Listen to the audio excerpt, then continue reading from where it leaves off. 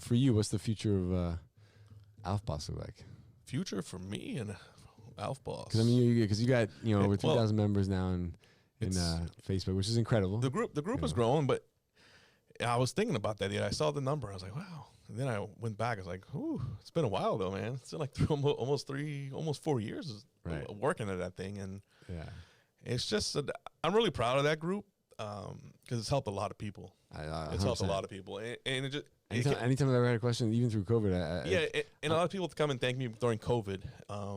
That's where it helped out the most. It was there. It was people who were in dire need of information, and we had we were putting information out there, right? And then also just even getting opinions. Like, hey, how do you guys handle it? How do you guys handle this? Like just trying to get some ideas because some stuff wasn't written in black and white. It was sometimes some stuff is not clear, and I see a lot of those questions. I'm not the Mr. Know-it-all, but I let other people answer it.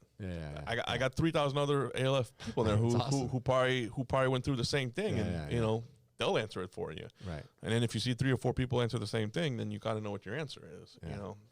But awesome. And a lot of new people, opening facilities, they get to learn, and we scare a lot of them away.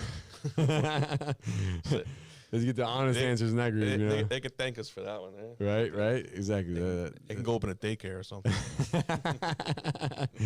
ActivAge. ActivAge. Yeah. Awesome.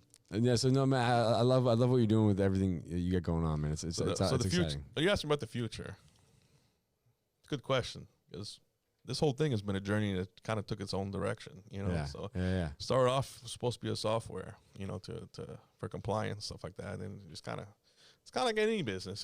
Life kind of takes you a different direction, and it's taking me to the direction I'm at now. I really enjoy doing the mock surveys, and that's rewarding as well, because a lot of newer people, even people who've been around for a while, I point out stuff that like, oh wow, then they're relieved, right. And they're relieved that.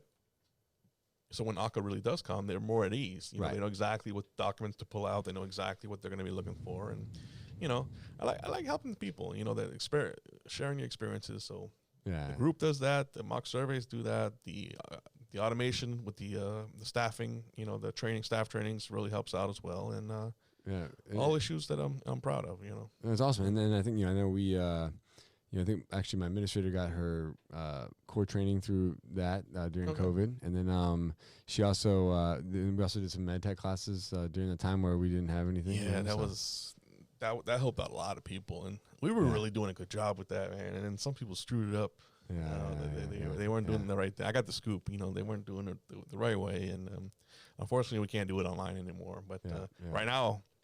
People can't find med techs right now because there's no med classes being held. So I know. Yeah. So it was a lifesaver during a time where we couldn't find staff, and then we couldn't find staff that could pass meds, and then all that other stuff. So no, it's awesome, man. Hey guys, thank you so much for joining me. If you'd like to learn how to open your own adult daycare center, go to adcpro.com. If you'd like the latest business tips, click here, and make sure you subscribe to our channel. Click here. We'll see you guys next time.